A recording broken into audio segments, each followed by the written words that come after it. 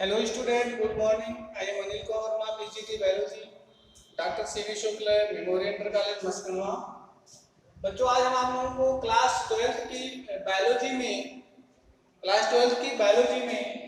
Development of endosperm पढ़ाएंगे, है ना। हमारा जो टॉपिक आज का होगा वो डेवलपमेंट ऑफ जो एंडोस्पर्म है ना, उसके बारे में हम आप लोगों को बताएंगे। ये जो है ये दूसरे चैप्टर का ही है ना। ये क्या है, ये सेकंड चैप्टर का है। अब हम देखते हैं कि एंडोस्पर्म का डेवलपमेंट कैसे होता है, एंडोस्पर्म का विकास जो होता है वो किस प्रकार से होता है। इसके पहले हमने आपको जो है एम्ब्रियोजेनी के बारे में बताया था, एम्ब्रियोजेनी के बारे में बताया था, जो पोस्ट फर्टिलाइजेशन के अंतर्गत आते हैं उसके बारे में बताया था। आज हम आप लोग को डेवलपमेंट ऑफ एंडोस्पर्म के बारे में बताएंगे। तो देखते हैं कि एंडोस्पर्म है क्या। एंडोस्पर्म बीज का एक महत्वपूर्ण, है ना, एंडोस्पर्म सीड का इंपॉर्टेंस फूड मटेरियल है ना।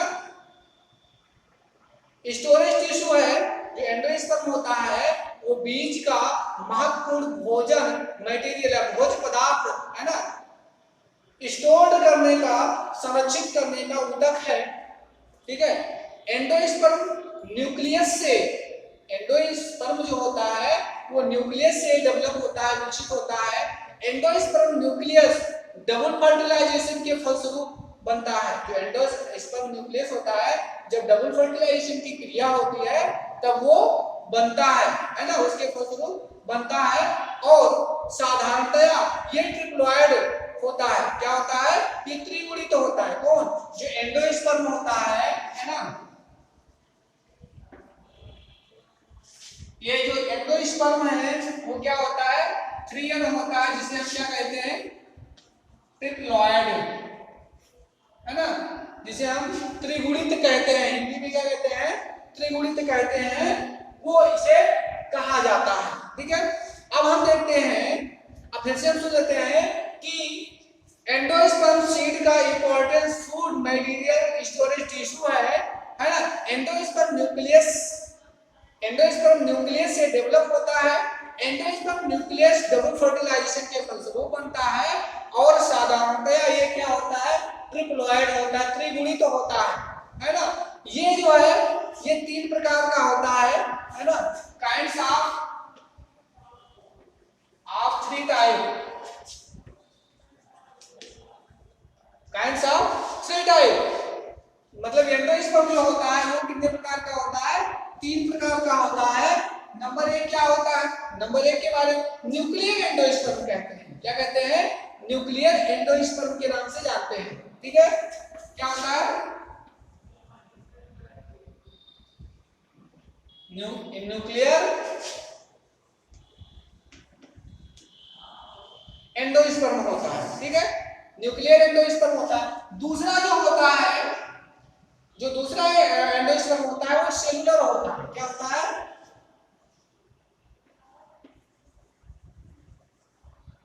सेलुलर, सेलुलर एंडोस्पर्म होता है, सेलुलर एंडोस्पर्म होता है। और तीसरा जो होता है वो हेलोनियल होता है। तीसरा क्या होता है, वो हेलोनियल होता है, हेलोनियल एंडोस्पर्म होता है ना। ये हेलोनियल जो है क्या होता है, एंडोस्पर्म होता है। अब हम देखते हैं कि जो न्यूक्लियर एंडोस्पर्म होता है वो क्या होता है ना। कौन सी चीज, जो न्यूक्लियर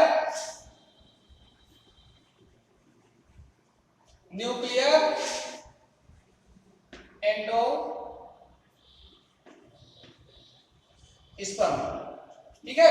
अब न्यूक्लियर एंडोस्पर्म की अगर हम बात करते हैं तो जो न्यूक्लियर एंडोस्पर्म है ना, इस प्रकार का एंडोस्पर्म, इस प्रकार का जो एंडोस्पर्म है ना, वो एंडोस्पर्म डेवलपमेंट में एंडोस्पर्म न्यूक्लियस का, एंडोस्पर्म न्यूक्लियस बार बार बनता है, बार बार फ्री रूप में बाइंडिंग क्या होता है, कई न्यूक्लियसों को बनाने का काम करता है, कई न्यूक्लियसों को बनाता है।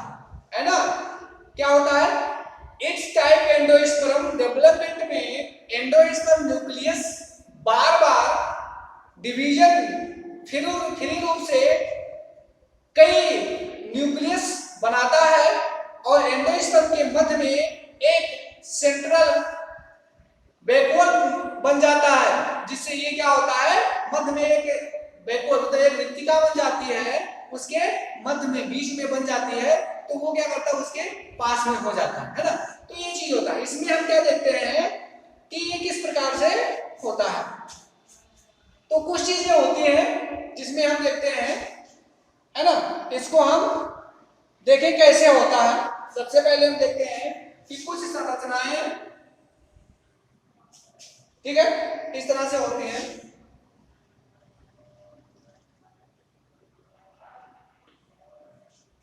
है ना, और ये जो है इस तरह से निकली हुई प्रतीत होती है, ठीक है। अब इसमें ये इस तरह से बना होता है, ठीक है, ये जो है इस तरह से बना होता है, जिसमें ये क्या होता है, जाइगोट होता है। जाइगोट कैसे होता है, जाइगोट क्या होता है, ये तो 2n होता है ना, जाइगोट जो होता है वो क्या होता है, 2n होता है, दुगुनी तो होता है। अब इसके मध्य में हम देखते हैं, इसके मध्य में जब हम देखते हैं तो ये इस तरह से बना होता है। इसमें दो संरचनाएं इस तरह की बनी होती है, ठीक है। और इसके मध्य में हम देखते हैं कुछ इस तरह से और भी चीजें जो है वो बनी होती है। तो ये जो मध्य का होता है वो क्या होता है, ये मध्य में जो होता है उसको हम क्या कहते हैं, उसे हम एंडोस्पर्म कहते हैं। क्या कहते हैं, एंडोस्पर्म कहते हैं, ठीक है। और यहां पर जो ये कोशिका बनी हुई है इसको हम क्या कहते हैं, प्रतिमुख कोशिका कहते हैं, प्रतिमुख, एंटीपोडल, क्या कहते हैं, एंटीपोडल सेल कहते हैं, ठीक है। इसमें और इसी में और चीजें हम देखते हैं, है ना, जो क्या करता है इसमें कि इस तरह से जो है ये बना हुआ होता है, ठीक है। तो इसमें इस तरह से संरचना बनी होती है। इसका ये भाग क्या होता है, जाइगोट का होता है, इसका होता है जाइगोट का होता है। और इसके बाद में इसमें कई चीजें बनती हैं, इसमें जो है कई चीजें बन जाती हैं, ठीक है, जो क्या होती है, एंडोस्पर्म होती है ना, क्या होती है, एंडोस्पर्म होती है, ठीक है। और यहाँ पर मध्य में इसकी क्या होता है, केंद्रक होता है ना, वो ऐसे बना हुआ होता है, ठीक है। और नीचे की तरफ जो है ये इस तरह की जो संरचना होती है वो क्या होती है, वो एंटीपोडल सेल होती है। क्या होती है, प्रतिमुख कोशिका होती है। प्रतिमुख कोशिका जो है ये नई कोशिकाओं को जन्म देने का काम करती है, ठीक है। फिर देखते हैं कि इसमें एक जो अगली जो संरचना है ना, इसमें हम क्या देखते हैं, इसमें जो अगली संरचना है उसकी हम बात करते हैं तो वो कुछ इस तरह से होती है, जिसमें पॉलन ट्यूब भी होती है, जाइगोट भी होता है, प्राइमरी एंडोस्पर्म न्यूक्लियस भी होता है और एंटीपोडल सेल भी होती है। यहाँ पर एक बड़ी सी संरचना होती है, क्या होती है, एक बृहद संरचना होती है ना, जो इसमें पाई जाती है, ठीक है, इसमें जो पाई जाती है। अब ये छोटी छोटी संरचनाएं इसमें होती है, ये छोटी छोटी जो संरचनाएं हैं वो तो है ही। अब ये छोटी छोटी संरचनाएं क्या कहलाती हैं, एंटीपोडल सेल कहलाती है। क्या होती है, एंटीपोडल सेल कहलाती है। और इसके सेंटर में ये जो होता है वो क्या कहलाता है, इसके सेंटर में जो होता है इसको हम क्या कहते हैं, प्राइमरी एंडोस्पर्म न्यूक्लियस, न्यूक्लियस होता है, प्राइमरी एंडोस्पर्म न्यूक्लियस होता है। और ये जो संरचना होती है ना, ये जो संरचना होती है उसको हम क्या कहते हैं, ये जो संरचना होती है वो जाइगोट होती है ना, युग्मनज होता है। क्या कहते हैं उसको, युग्मनज कहते हैं, है ना, क्या कहते हैं, युग्मनज कहते हैं जो होता है। और ये जो होता है वो क्या होता है, पोलन ट्यूब, पोलन परागनली जिसे कहते हैं, है ना। अब परागनली से जब परागकण इस क्षेत्र में पहुंचते हैं जहां पर क्या होता है, एम्ब्रियो होता है, ओव्यूल्स होते हैं, है ना।